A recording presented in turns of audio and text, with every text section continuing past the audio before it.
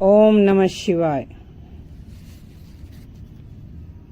साथियों, आज दर्शन करते हैं महाबलीपुरम के ऐतिहासिक स्थान पंचरथ मंदिरों के। ये तमिलनाडु में मामल्लपुरम में बंगाल की खाड़ी के कोरोमंडल तट पर है। इन रथों या विमानों में ग्रेनाइट की चट्टानों पर रथ बनाने की ऊंचे स्तर की वास्तुकला दिखती है। इस तरह के रथ लकड़ी के प्राचीन भारतीय मंदिरों में शोभा यात्रा में निकाले जाते थे, इस्तेमाल किए जाते थे और अभी भी किए जाते हैं। इन रथ मंदिरों में जो ग्रेनाइट पत्थर से बने हैं, एक तल से 3 तल के रथ बने हैं और इन रथों में शासक, देवी देवता, मानव, पशु उकेरे गए हैं। जो चट्टान के टुकड़े टूटे, उनसे सजावटी स्तंभ, हाथी या शेर बनाए गए, नंदी बनाए गए जो सजीव से लगते हैं। यह चट्टान पर कार्विंग का काम 6वीं-7वीं शताब्दी में पल्लव शासकों के समय, विशेष तौर पे महेंद्र वर्मन प्रथम के समय से शुरू हुआ।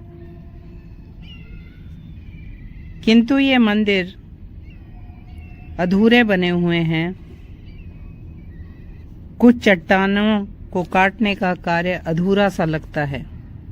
शायद इसका कारण नरसिंह वर्मन प्रथम की मृत्यु रहा होगा। यह स्थान महाबलीपुरम के अन्य ऐतिहासिक स्थानों की तरह वर्ल्ड हेरिटेज साइट है और आर्कियोलॉजिकल सर्वे ऑफ इंडिया की देखभाल में है। इन रथों के नाम महाभारत काल के पांडवों के नाम से रखे गए हैं और प्रसिद्ध हैं। इनमें पल्लव कालीन इंस्क्रिप्शंस मिली हैं जो दीवारों पर लिखी गई हैं। अब इनका वर्णन करती हूँ 2-3 लाइनों में हर एक रथ के बारे में। जो धर्मराज रथ है वह पिरामिड आकार का है और 3 तल का विमान है। इसमें हरिहर, ब्रह्मा, स्कंद, अर्धनारीश्वर की मूर्तियां उकेरी गई हैं।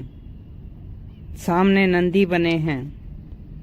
यह वर्गाकार तल पे बना है और स्तंभों पर सिंहों की सजावट है। अर्जुन रथ धर्मराज रथ की तरह ही बना है।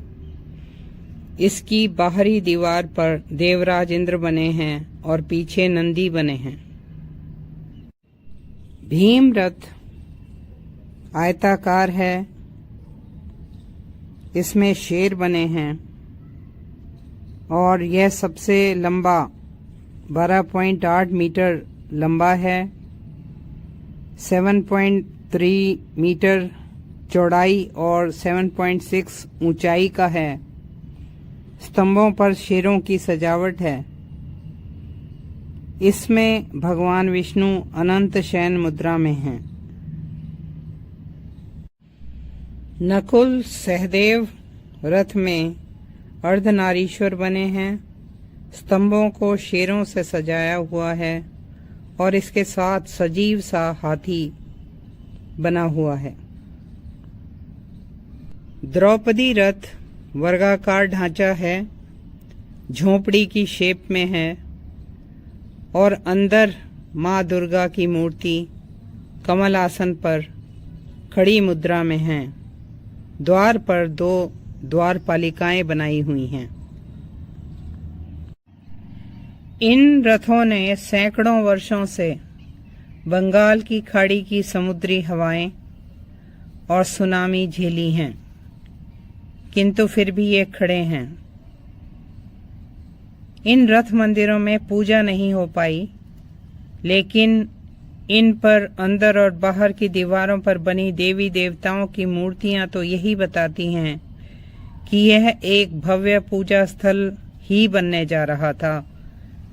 जो भी कारण रहा हो, लेकिन यहाँ समुद्र की स्थिरता, चट्टानों की मजबूती और वास्तुकारों की कठिन मेहनत से बने ये पाषाण के रथ